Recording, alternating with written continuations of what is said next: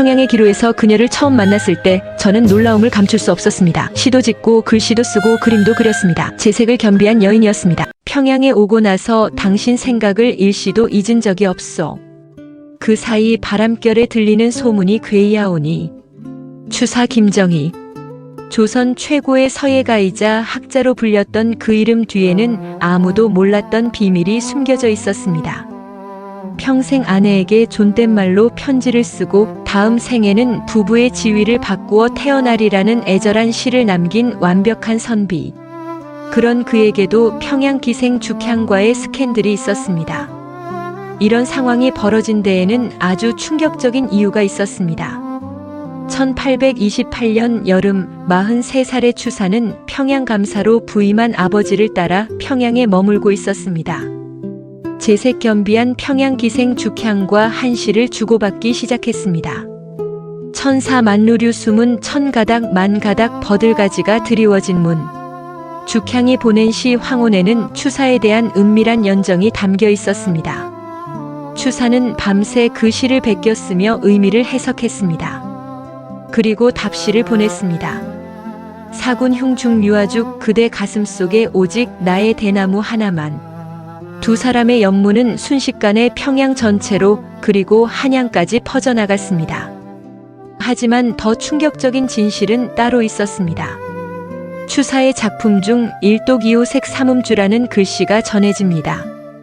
첫째는 독서요, 둘째는 호색이요, 셋째는 술이라는 뜻입니다. 성인군자 같던 추사의 솔직하고 인간적인 고백이었습니다. 완벽해 보이는 선비에게도 욕망이 있었고 사랑하는 아내를 두고도 다른 여인에게 마음이 흔들렸으며 그 대가로 평생 후회하며 살았습니다. 제주 유배지에서 아내의 부고를 받은 추사가 통곡하며 남긴 시는 그 후회의 깊이를 보여줍니다. 이것은 추사 김정희와 두 여인의 이야기입니다. 평양의 죽향은 순간의 설렘이었고 한양의 예안 이 씨는 평생의 사랑이었습니다. 추사는 설렘에 흔들렸지만 결국 사랑을 택했습니다. 하지만 그 과정에서 가장 소중한 사람에게 지울 수 없는 상처를 남겼습니다. 역사는 그를 위대한 학자로 기억합니다. 하지만 그 역시 욕망과 후회 사이에서 방황한 한 명의 불완전한 인간이었습니다. 본 이야기를 시작하기 전에 구독과 좋아요를 살포시 눌러주시기를 부탁드립니다. 지금부터 들려드릴 이야기는 역사책에는 나오지 않는 추사 김정희의 진짜 이야기입니다. 평양에 오고 나서 당신 생각을 일시도 잊은 적이 없소. 그 사이 바람결에 들리는 소문이 괴이하오니 잘 지내시기를.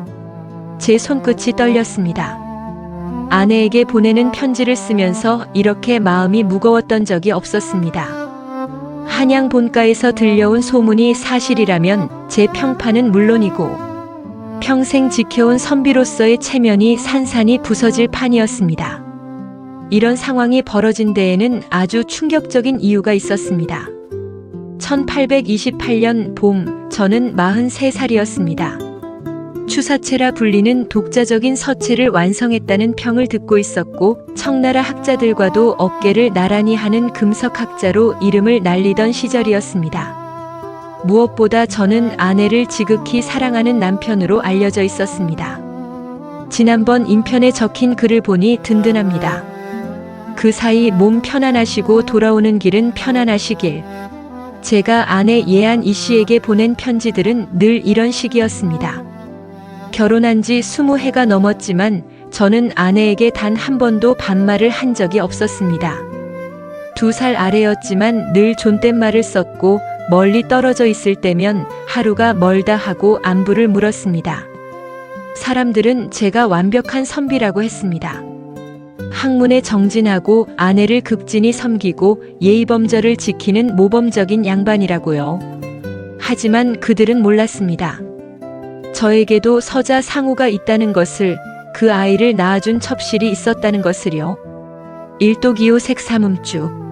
제 서재에 걸린 현판의 글귀입니다. 첫째는 독서요, 둘째는 호색이요, 셋째는 술이라는 뜻이지요. 이 글씨를 쓸 때 저는 스스로에게 솔직했습니다. 성인군자인 척하지 않았습니다. 학문을 사랑하지만 여색도 좋아하고 때로는 술에 취해 세상을 잊고 싶은 한 명의 사내일 뿐이라고 인정했습니다. 그해 2월 아버지 김노경께서 평양감사로 부임하셨습니다.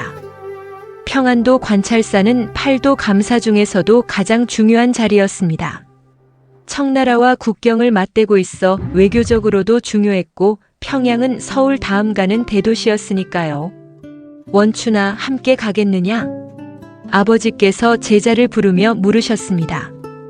이른을 바라보시는 나이에 고된 임지로 가시는데 병환도 있으셨습니다.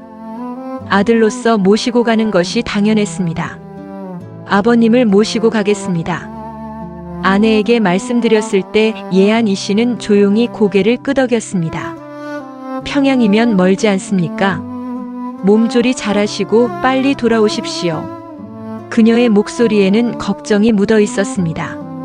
하지만 제가 걱정한 것은 아버지의 건강뿐이었습니다. 평양에서 무슨 일이 벌어질지 제 마음이 어떻게 흔들릴지 전혀 예상하지 못했습니다. 평양에 도착한 것은 봄 기운이 완연한 3월이었습니다. 대동강의 물빛은 유난히 푸르렀고 버드나무 가지는 봄바람에 하늘거렸습니다. 서울과는 다른 화려함이 있었습니다. 거리에는 기루가 즐비했고 재색을 겸비한 평양 기생들의 명성은 전국에 자자했습니다. 완당 선생께서 오셨다니 평양시단이 들썩입니다. 가명의 아전이 말했습니다. 평양에는 시와 글씨를 즐기는 문인들이 많았고 저를 만나고 싶어하는 이들이 줄을 이었습니다. 저는 사양할 수 없었습니다. 아버지의 체면도 있었고 학문을 교류하는 것은 선비의 본분이었으니까요. 첫 시회는 가명 근처 누각에서 열렸습니다. 평양에 내로라 하는 사대부들과 기생들이 모였습니다. 기생들은 시중을 들면서도 한시를 짓고 그림을 그렸습니다. 그들의 재주는 소문으로만 듣던 것보다 훨씬 뛰어났습니다. 완당 선생님, 소녀가 난초 그림을 청해도 되겠습니까? 한 기생이 조심스럽게 물었습니다. 20살쯤 되어 보이는 젊은 기생이었습니다. 난초야 늘 그리는 것이니 어렵지 않지. 저는 붓을 들어 순식간에 난초 한 가지를 그려주었습니다. 기생이 눈을 빛냈습니다. 선생님의 필치는 정말 살아있는 듯합니다. 그런 자리가 몇 번 이어졌습니다. 저는 난초를 그려주고 시를 지어주고 글씨를 써주었습니다. 평양의 문인들은 제 학문에 감탄했고 기생들은 제 그림에 찬사를 보냈습니다. 그저 즐거운 문화 교류일 뿐이었습니다. 그런데 그날 저녁이었습니다. 죽향이가 선생님께 그림을 보냈습니다. 아전이 두루마리 하나를 건넸습니다. 펼쳐보니 대나무 그림이었습니다. 먹의 농담이 절묘했고 대나무 마디마다 기품이 서려 있었습니다. 보통 솜씨가 아니었습니다. 죽향이라 하면 평양에서 가장 재주가 뛰어난 기생입니다. 시와 서화에 능하고 그림은 특히 대나무를 잘 그린다고 소문났지요. 저는 그림을 한참 들여다봤습니다. 필치에서 그 여인의 성정이 느껴졌습니다. 맑고 고닫습니다. 속되지 않았습니다.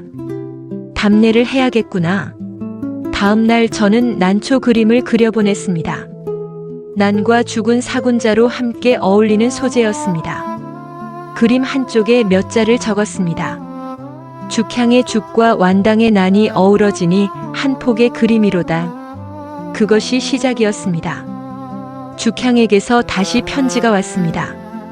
격조 높은 한문으로 쓰인 감사의 글이었고 끝에 짧은 시 한 수가 적혀 있었습니다. 저는 답시를 지어보냈습니다. 한양의 아내에게 편지를 쓸 때는 늘 한글로 썼습니다. 부드럽고 따뜻한 말들로 채웠습니다. 하지만 죽향과 주고받는 글은 한시였습니다. 문인과 문인이 교류하는 격식을 갖춘 것이었습니다. 그렇게 스스로를 변명했습니다. 아버지의 병환이 깊어지면서 저는 평양에 더 오래 머물게 되었습니다. 봄이 지나 여름이 왔습니다. 대동 강변의 버드나무는 무성해졌고 저녁이면 강바람이 시원했습니다. 저는 아직 죽향의 얼굴을 본 적이 없었습니다. 그저 글과 그림으로만 교류했습니다. 하지만 그 글들 속에서 저는 그녀의 마음을 읽을 수 있었습니다. 섬세하고 예민했고 어딘가 외로워 보였습니다. 당신 평양의 기생들과 자주 어울리신다는 소문이 들리던데요. 한양에서 온 편지에 아내의 조심스러운 물음이 적혀 있었습니다. 제 가슴이 철렁했습니다. 벌써 소문이 난 것이었습니다. 그저 시외에 참석하는 것뿐이요. 아버님 수발 드느라 바쁘니 염려 마시오. 저는 서둘러 답장을 보냈습니다. 거짓말은 아니었습니다. 정말로 시외에 참석했고 아버지를 모셨습니다. 하지만 죽향과 주고받는 글들에 대해서는 한마디도 하지 않았습니다. 그것이 잘못의 시작이었습니다. 천사만누류 수문. 죽향이 보낸 시의 첫 구절을 소리내어 읽었습니다. 천가닥 만가닥 버들가지가 드리워진 문이라는 뜻이었습니다. 저는 그 시를 받아든 순간부터 이상한 떨림을 느꼈습니다. 이런 상황이 벌어진 데에는 아주 충격적인 이유가 있었습니다. 그날은 유난히 더운 여름밤이었습니다. 아버지께서 잠드신 후 저는 서재로 돌아와 촛불을 켰습니다. 낮에 아전이 전해준 죽향의 편지가 책상 위에 놓여 있었습니다. 펼쳐보니 시 한 수가 적혀 있었습니다. 천사만누류 수문. 천가닥 만가닥 버들가지 드리워진 문에 로감여운 불견촌. 녹음이 구름처럼 가려 마을이 보이지 않는데 홀유목 동취적과 호련히 목동 하나 피리를 불며 지나가니 일강연 우자 황혼. 강 가득 안개비가 황혼 속에서 나오네. 저는 이 시를 한 번, 두 번, 세 번 읽었습니다. 그리고 붓을 들어 종이에 베껴 썼습니다. 글씨를 쓰면서 시의 뜻을 곱씹었습니다. 겉으로는 황혼 무렵 강변 풍경을 그린 평범한 시 같았습니다. 하지만 제 손끝이 떨렸습니다. 천사만루, 천가닥 만가닥, 엉켜있는 실타래 같다는 뜻이었습니다. 죽향의 복잡한 심사를 표현한 것이 아닐까요? 기생으로 살아가면서 수많은 사내들을 만났을 그녀의 마음이 지금 무언가로 복잡하게 얽혀있다는 뜻은 아닐까요? 노감여운, 녹음이 구름처럼. 보통은 녹음이라 하면 그늘 음자를 쓰는데 죽향은 어두울 암자를 썼습니다. 단순한 그늘이 아니라 캄캄한 어둠이었습니다. 그녀의 삶이 그렇게 어둡다는 고백은 아닐까요? 홀유목 동취적과 호련히 목동이 피리를 불며 지나가니 저는 붓을 멈췄습니다. 이 구절에서 제 심장이 요란하게 뛰었습니다. 평양의 그 많은 풍류객들 사이에서 호련히 나타난 한 사내. 한양에서 온 학식 있고 글씨 잘 쓰는 40대의 선비. 그것이 저를 가리키는 것은 아닐까요? 일강연 우자 황혼. 강 가득 안개비가 황혼 속에서 나오네. 마지막 구절이 가장 문제였습니다. 연우 안개비라는 표현이 예사롭지 않았습니다. 당나라 시인들은 남녀의 정을 운우지정이라 표현했습니다. 구름과 비 그것은 사랑의 은유였습니다. 죽향이 이 글자를 쓴 것이 단순한 우연일까요? 저는 밤새 잠을 이루지 못했습니다. 다음 날 아침 거울을 보니 제 눈가에 다크서클이 짙게 드리워져 있었습니다. 43살의 사내가 기생이 보낸 시 한 수에 밤을 지새웠다니 우스운 일이었습니다. 답시를 써야 하나? 스스로에게 물었습니다. 답시를 쓰지 않으면 됐습니다. 그냥 넘어가면 됐습니다. 하지만 제 손은 이미 붓을 들고 있었습니다. 저는 사흘을 고민했습니다. 시상을 떠올렸다가 지우고 다시 떠올렸다가 지우기를 반복했습니다. 너무 노골적이어도 안 됐고 너무 냉담해도 안 됐습니다. 제 마음을 전하되 빠져나갈 구멍을 만들어야 했습니다. 조팔의 시당 죽지. 가져온 시를 기쁘게 받으니 응당 대나무 가지라. 첫 구절을 이렇게 시작했습니다. 죽지 대나무 가지라는 표현을 썼지만 사실은 죽향의 시, 죽향의 마음이라는 뜻을 숨겼습니다. 누가 물어보면 당나라 유우석의 죽지사를 인용한 것이라고 변명할 수 있었습니다. 원음여우몽여사. 비처럼 내리는 뜰 안의 그늘, 꿈도 실타래처럼 늘어졌네. 죽향의 시에 구름과 비가 있었다면 제 시에도 비를 넣었습니다. 꿈이 실타래처럼 엉켰다는 것은 제 심사도 복잡하다는 고백이었습니다. 사군 흉중유아죽. 그대 가슴 속에 오직 나의 대나무 하나만 있게 하였는데 이 구절을 쓸 때 제 손이 떨렸습니다. 너무 노골적인 것은 아닐까? 하지만 죽향이 먼저 신호를 보낸 것이었습니다. 저는 그 신호에 답하고 있었습니다. 수해천 연소소시. 천연덕스럽게 웃고 또 웃을 때 그 누가 알리요. 마지막 구절은 교묘했습니다. 소소는 웃음을 뜻하기도 했지만 송나라 문동의 호이기도 했습니다. 문동은 대나무 그림의 대가였습니다. 겉으로는 문동의 그림을 찬양하는 것 같지만 속으로는 죽향과 나만의 비밀을 웃고 있다는 뜻을 담았습니다. 저는 시를 다 쓰고 나서 한참을 멍하니 앉아 있었습니다. 내가 지금 무슨 짓을 하고 있는가? 스스로에게 물었습니다. 한양에는 평생 존댓말로 편지를 쓴 아내가 있었습니다. 서자 상우를 낳아준 첩실도 있었지만 그것은 젊은 시절 한때의 일이었습니다.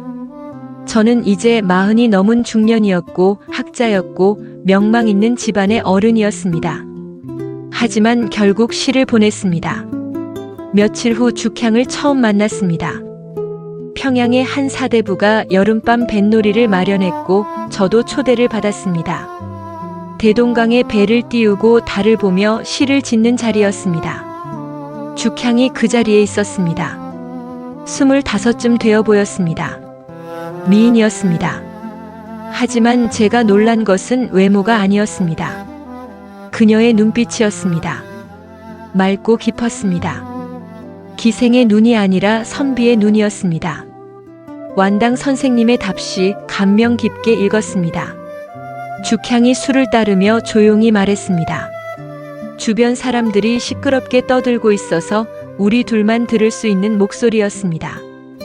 그대의 시가 워낙 뛰어나서 답하기 어려웠소. 저는 평정심을 유지하려 애썼습니다. 소소시라는 표현이 절묘하셨습니다. 죽향이 미소를 지었습니다. 그녀는 알아챘습니다. 제 시에 숨겨진 이중의 뜻을 모두 이해했습니다. 그 순간 저는 깨달았습니다. 이 여인은 보통이 아니라는 것을, 제가 위험한 물에 발을 담그고 있다는 것을요. 그날 밤 배 위에서 여러 사람이 돌아가며 시를 지었습니다. 저도 몇 수를 지었고 죽향도 즉석에서 시를 지어 사람들의 감탄을 샀습니다. 하지만 저희 둘 사이에는 보이지 않는 긴장이 흐르고 있었습니다. 선생님, 소녀가 난초를 배우고 싶습니다. 죽향이 말했습니다. 나는 대나무를 배우고 싶소. 저도 답했습니다. 사람들은 우리가 그림 이야기를 한다고 생각했을 것입니다. 하지만 우리는 서로를 이야기하고 있었습니다. 그날 이후 평양의 풍류객들 사이에서 소문이 돌기 시작했습니다. 완당 선생과 죽향이 자주 시를 주고받는다더라. 둘의 시는 수준이 비슷해서 보는 재미가 있다지. 죽향이가 완당 선생을 흠모하는 것 같던데. 저는 그 소문들을 들었습니다. 조심해야 한다고 생각했습니다. 하지만 죽향에게서 편지가 오면 답장을 썼습니다. 그녀의 대나무 그림을 받으면 제 난초 그림을 보냈습니다. 어느 날 죽향이 보낸 편지에 이런 구절이 있었습니다. 선생님의 글씨 한자 한자에서 바람 소리가 들립니다. 대나무 숲을 지나는 바람 소리 같습니다. 저는 그 편지를 읽고 또 읽었습니다. 그리고 답장을 썼습니다. 그대의 그림 속 대나무는 바람을 기다리고 있는 것 같소. 바람이 불어야 소리를 낼 수 있으니까. 우리는 서로의 바람이 되어주고 있었습니다. 8월이 되었습니다. 한양에서 편지가 왔습니다. 아내의 글씨였습니다. 평양 기생과의 연문이 한양까지 들린다 하니 제 마음이 편치 않습니다. 부디 몸가짐을 조심하십시오. 이번에는 조심스러운 물음이 아니었습니다. 걱정과 상처가 묻어나는 글이었습니다. 저는 그제야 정신이 번쩍 들었습니다. 내가 아내에게 무슨 짓을 하고 있는가. 하지만 이미 늦었습니다. 소문은 걷잡을 수 없이 퍼져 있었습니다. 바람결에 들리는 소문이 괴이하오니 펜을 든 제 손이 종이 위에서 멈췄습니다. 아내에게 보내는 편지였습니다. 변명을 써야 했습니다. 하지만 무슨 말로 변명할 수 있을까요? 소문은 이미 한양 전체에 퍼져 있었습니다. 이런 상황이 벌어진 데에는 아주 충격적인 이유가 있었습니다. 그날 아침 아버지께서 저를 부르셨습니다. 병환 중이셨지만 눈빛만은 날카로웠습니다. 원추나 한양에서 편지가 왔다. 아버지께서 펼쳐 보이신 편지는 아버지의 친구분이 보낸 것이었습니다. 내용은 간단했습니다. 김정희가 평양 기생 죽향과 연문을 뿌렸다는 소문이 사대부들 사이에 퍼지고 있으니 조심하라는 충고였습니다. 이게 사실이냐? 아버지의 목소리는 낮았지만 무거웠습니다. 그저 시를 주고받았을 뿐입니다. 문인들끼리 교류하는 것이 무슨 잘못입니까? 저는 그렇게 대답했습니다. 거짓말은 아니었습니다. 정말로 시만 주고받았습니다. 죽향을 따로 만난 적도 없었고 손 한 번 잡아본 적도 없었습니다. 하지만 아버지는 고개를 저으셨습니다. 내가 주고받은 시들이 어떤 내용인지 평양 사람들이 다 안다. 그것이 단순한 문인의 교류로 보이느냐? 저는 아무 말도 할 수 없었습니다. 내 아내가 얼마나 상처받았겠느냐?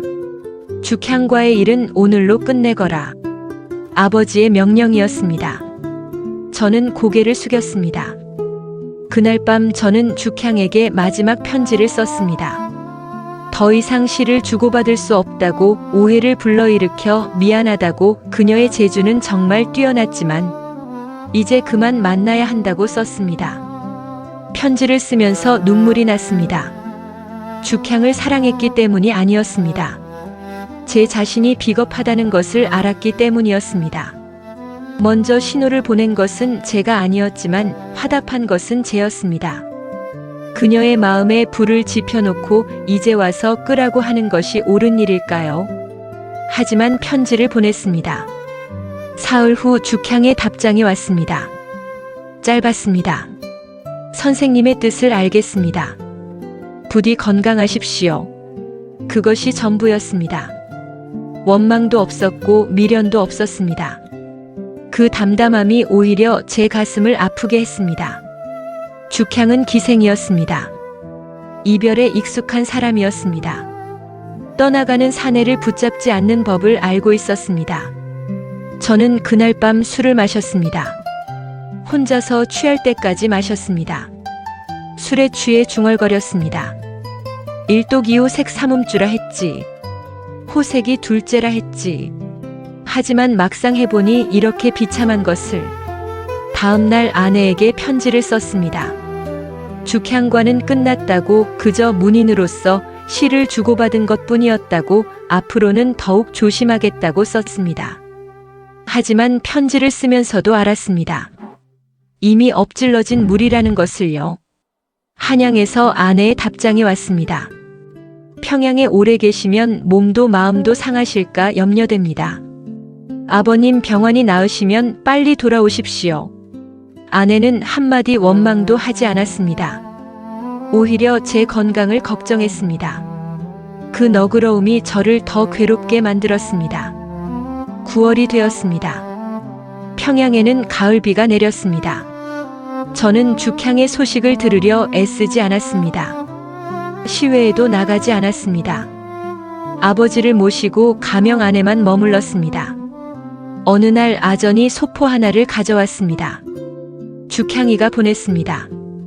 펼쳐보니 대나무 그림이었습니다. 죽향이 그린 것 중 가장 뛰어난 작품이었습니다. 대나무 한 그루가 비바람에 흔들리면서도 꺾이지 않고 서 있는 모습이었습니다. 그림 한쪽에 작은 글씨로 시 한 구절이 적혀 있었습니다. 세한 연후지 송백지 후조. 추운 계절이 된 후에야 소나무와 잣나무가 시들지 않음을 알 수 있다는 뜻이었습니다. 공자의 말씀을 인용한 것이었습니다. 죽향은 저에게 말하고 있었습니다. 선생님은 지조 있는 선비이시니 이 어려움을 견디실 것이라고 저도 기생이지만 절개는 지킬 줄 아는 사람이라고. 저는 그 그림을 오랫동안 바라봤습니다. 답장을 써야 할까요? 아니면 그냥 묵묵히 받아들여야 할까요? 고민하다가 짧은 글 한 줄만 써서 보냈습니다. 그림 잘 받았소. 평생 소중히 간직하겠소. 그것이 죽향과 주고받은 마지막 편지였습니다. 10월이 되자 아버지의 병환이 조금 나아지셨습니다. 저는 한양으로 돌아갈 준비를 했습니다. 평양을 떠나기 전날 밤 저는 대동강변을 걸었습니다. 죽향을 만나고 싶었습니다. 하지만 만나지 않았습니다. 만나면 안 됐습니다. 강물은 고요히 흐르고 있었습니다. 봄에 왔을 때 푸르렀던 버들가지는 이제 노랗게 물들어 있었습니다. 몇 달 사이에 모든 것이 변했습니다. 천사만누류 수문. 죽향의 시 첫 구절이 떠올랐습니다. 천가닥 만가닥 버들가지가 드리워진 문. 제 마음도 그렇게 엉켜 있었습니다. 한양으로 돌아가는 길은 멀었습니다. 말을 타고 가면서 뒤를 돌아봤습니다. 평양의 불빛이 점점 멀어지고 있었습니다. 죽향도 저 불빛 속 어딘가에 있을 것이었습니다. 한양에 도착했을 때 아내가 대문 앞에서 기다리고 있었습니다. 수척해진 얼굴이었습니다. 제가 평양에 있는 동안 얼마나 마음 졸였을까요? 잘 다녀오셨습니까? 아내가 조용히 물었습니다. 저는 그녀 앞에 무릎을 꿇었습니다. 미안하오. 당신을 아프게 해서 미안하오. 아내는 아무 말 없이 저를 일으켰습니다. 그리고 제 손을 잡았습니다. 그녀의 손은 차가웠지만 따뜻했습니다. 용서의 온기였습니다. 그날 밤 저는 아내에게 모든 것을 이야기했습니다. 죽향과 시를 주고받았던 것, 그녀의 재주에 감탄했던 것, 하지만 손 한 번 잡지 않았다는 것, 이제 모든 것이 끝났다는 것을 말했습니다. 아내는 끝까지 들었습니다. 그리고 한마디만 했습니다. 당신은 좋은 사람입니다. 다만 외로웠을 뿐이지요. 그 말을 듣는 순간 저는 울었습니다. 40 넘은 사내가 아내 앞에서 소리내어 울었습니다. 아내가 제 등을 토닥였습니다. 그날 밤 이후 저희 부부는 죽향에 대해 다시는 이야기하지 않았습니다. 덮어둔 것이었습니다. 하지만 제 서재 깊은 곳에는 죽향이 그린 대나무 그림이 숨겨져 있었습니다. 가끔 꺼내보곤 했습니다. 그때마다 가슴이 아렸습니다. 평양에서의 여름은 꿈 같았습니다. 아름답지만 이루어질 수 없는 꿈이었습니다. 저는 다시 학문에 몰두했습니다. 글씨를 썼고 그림을 그렸고 금석학 연구를 계속했습니다. 하지만 가끔 밤이 깊으면 생각했습니다. 죽향은 지금 무엇을 하고 있을까? 여전히 대나무 그림을 그리고 있을까? 저를 원망하고 있을까? 아니면 벌써 잊었을까? 세월이 흘렀습니다. 저는 죽향의 소식을 듣지 못했습니다. 아니, 듣지 않으려 했습니다. 알아서는 안 되는 것들이 있었습니다. 그렇게 평양의 기억은 제 마음 깊은 곳에 묻혔습니다. 그대는 죽지 말았어야 했소. 제주도 바닷바람이 차가웠습니다. 손에 든 편지가 떨렸습니다. 아내 예안이 씨가 세상을 떠났다는 부음이었습니다. 한 달 전에 돌아가셨다는 것을 이제야 알게 되었습니다. 이런 상황이 벌어진 데에는 아주 충격적인 이유가 있었습니다. 1840년 저는 제주도로 유배를 왔습니다. 55의 나이에 정치적 음모에 휘말려 임원 섬으로 쫓겨난 것이었습니다. 아내는 한양에 남아 있었습니다. 저는 유배지에서 편지를 썼습니다. 그대 없이 이곳에서 견디는 것이 참으로 어렵소. 하루하루가 천년 같소. 아내도 답장을 보냈습니다. 부디 건강하십시오. 제가 매일 당신의 무사함을 빌고 있습니다. 우리는 그렇게 편지로 서로를 위로했습니다. 평양에서의 일은 이미 10년도 더 지난 과거였습니다. 그 상처는 아물었다고 생각했습니다. 아내도 용서했다고 생각했습니다. 하지만 1842년 동짓달 부음을 받았을 때 저는 깨달았습니다. 그 상처는 결코 아물지 않았다는 것을요.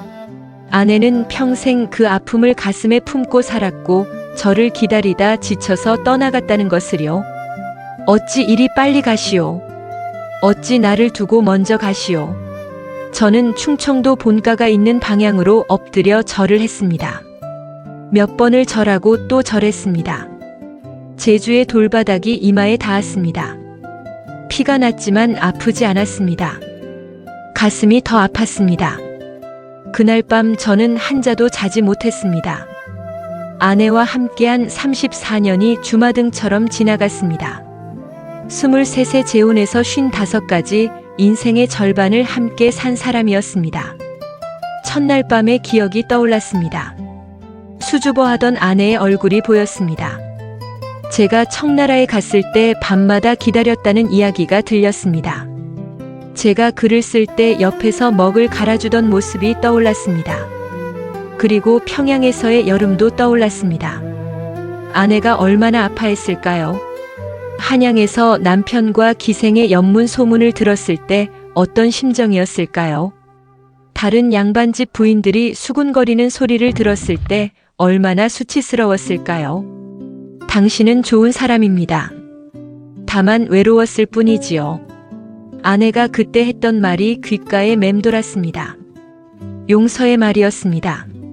하지만 그것이 진심이었을까요? 아니면 체념이었을까요? 사랑하는 사람을 붙잡기 위해 자신의 아픔을 삼켜버린 것은 아니었을까요? 저는 책상 앞에 앉았습니다. 붓을 들었습니다. 아내를 위한 제문을 써야 했습니다. 하지만 먹물이 종이에 닿지 않았습니다. 손이 떨려서 글자를 쓸 수가 없었습니다. 며칠을 그렇게 보냈습니다.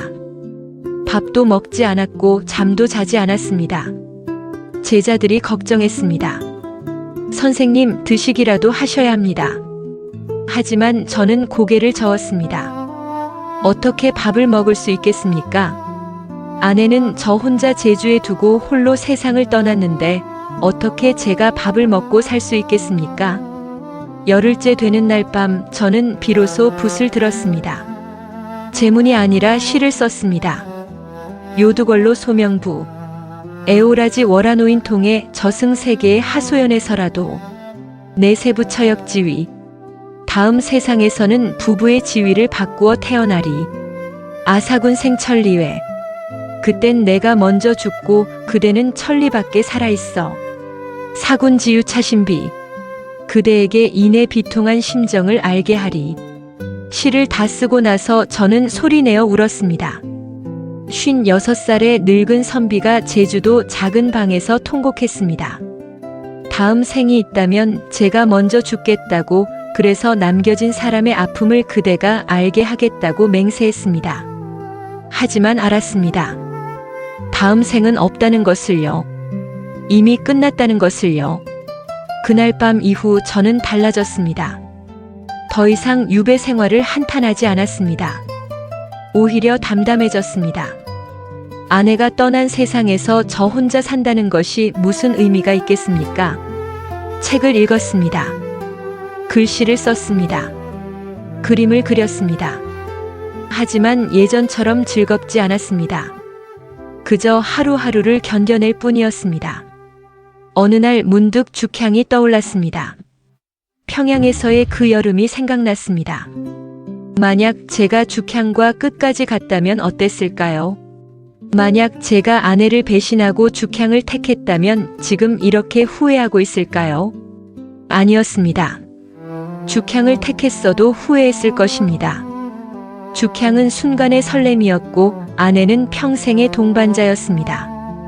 저는 설렘에 흔들렸지만 결국 동반자를 택했습니다. 그것이 옳았습니다. 하지만 그 흔들림 자체가 아내에게는 상처였습니다. 일독이오 색삼음주라 했지. 혼잣말을 했습니다. 첫째는 독서요, 둘째는 호색이요, 셋째는 술이라고 젊은 시절에 큰 소리쳤던 그 말이 이제는 부끄러웠습니다.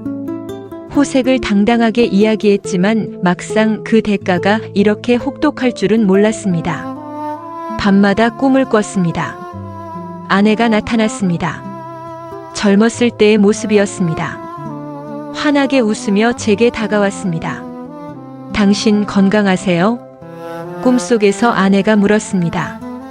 저는 대답하려 했지만 목소리가 나오지 않았습니다. 아내가 멀어졌습니다. 손을 뻗었지만 닿지 않았습니다. 깨어나면 베개가 젖어 있었습니다. 낮에는 담담한 척 했습니다. 제자들 앞에서 의연한 모습을 보였습니다.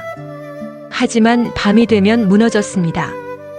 혼자 있을 때면 아내의 이름을 불렀습니다.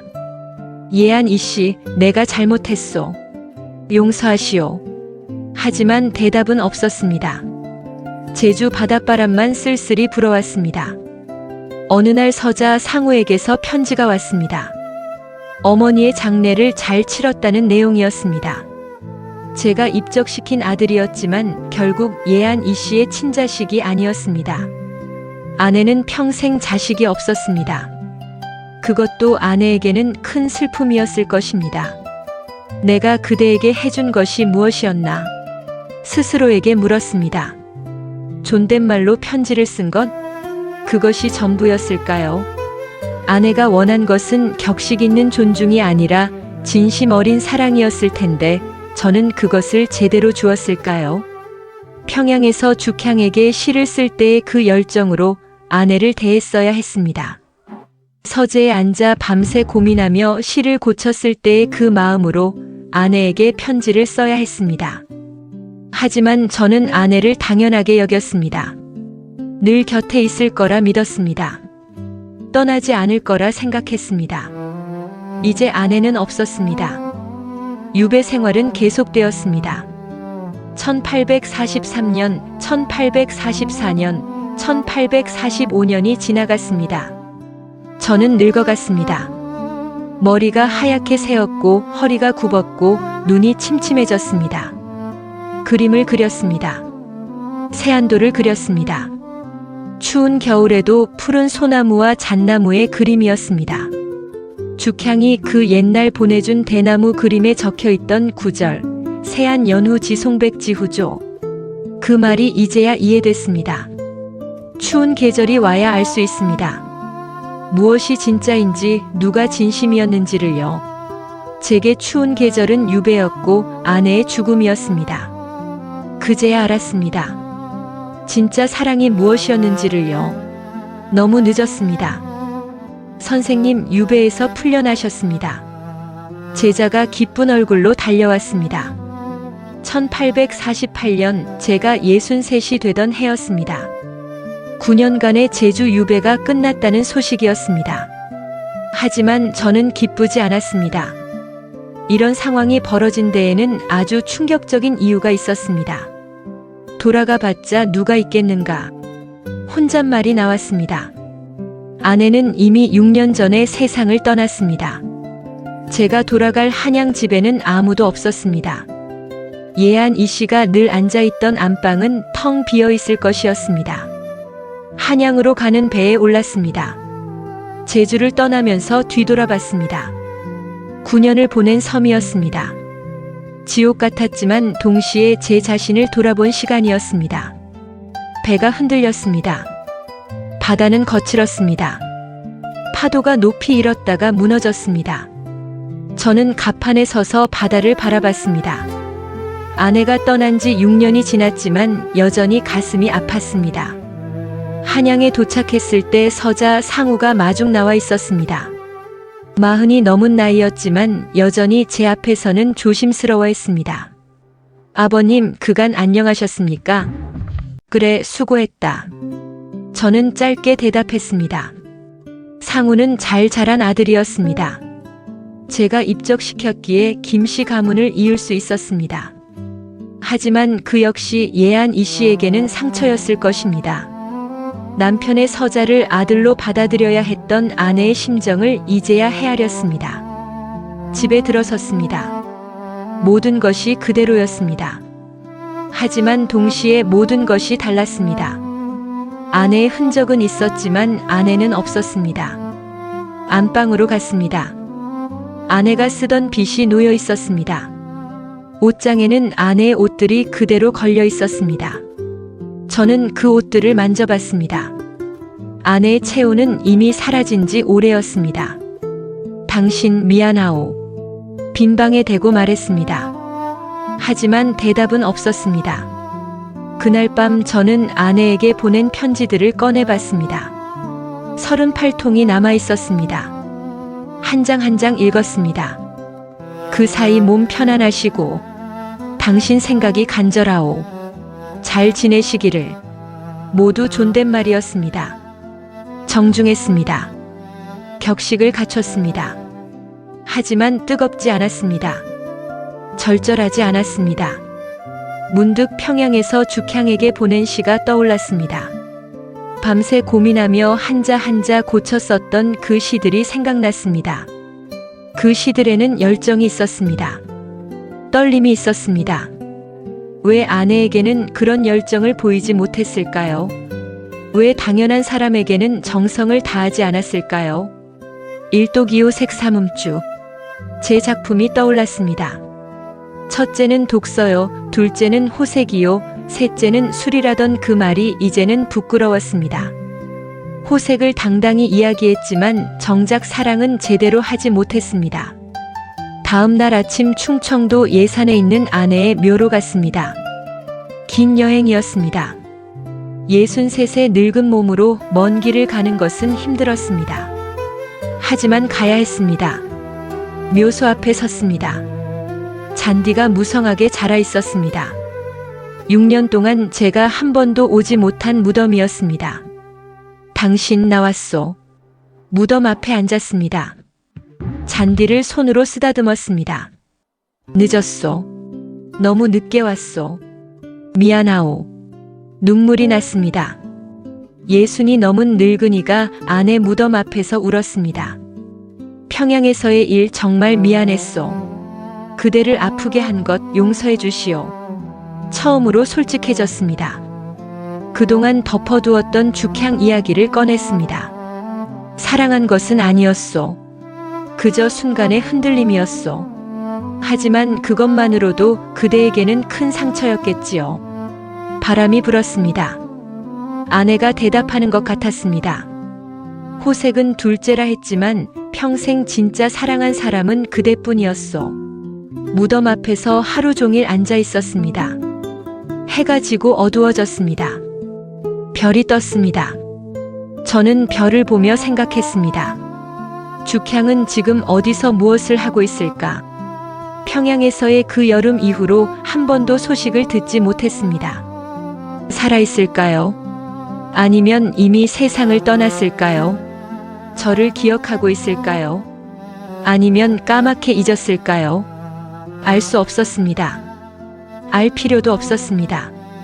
죽향은 제 인생의 한 페이지였지만 전부는 아니었습니다. 예안이 씨가 전부였습니다. 하지만 그 전부를 제대로 사랑하지 못했습니다. 한양으로 돌아온 후 저는 다시 글씨를 쓰고 그림을 그렸습니다.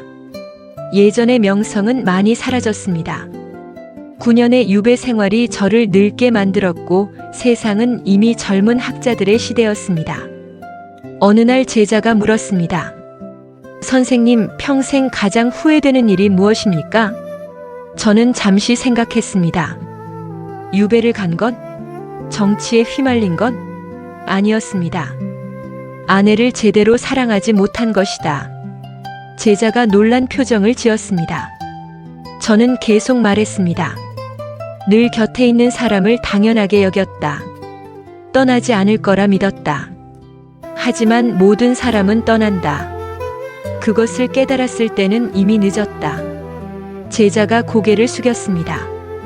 선생님께서도 그러셨습니까? 나처럼 후회하지 마라. 사랑할 수 있을 때 사랑해라. 그것이 제가 후학들에게 남길 수 있는 유일한 가르침이었습니다. 1856년 저는 71살이 되었습니다. 병이 깊어졌습니다. 자리에 누워 천장을 보며 생각했습니다. 이제 곧 떠날 시간이구나. 상우가 곁에 앉아 있었습니다. 아버님 괜찮으십니까? 괜찮다. 이제 편히 갈 수 있을 것 같구나. 저는 미소를 지었습니다. 죽음이 두렵지 않았습니다. 오히려 반가웠습니다. 아내를 만날 수 있을 테니까요. 상우야, 나를 어머니 곁에 묻어다오. 예, 아버님. 눈을 감았습니다. 평양의 여름이 떠올랐습니다. 대동강변에 버드나무가 보였습니다. 죽향의 시가 들렸습니다. 천사만누류 수문. 하지만 그것은 잠시였습니다. 곧 예한 이 씨의 얼굴이 떠올랐습니다. 젊었을 때의 모습이었습니다. 환하게 웃고 있었습니다. 당신 이제 갑니다. 중얼거렸습니다. 다음 생에는 부부의 지위를 바꾸어 태어나겠소.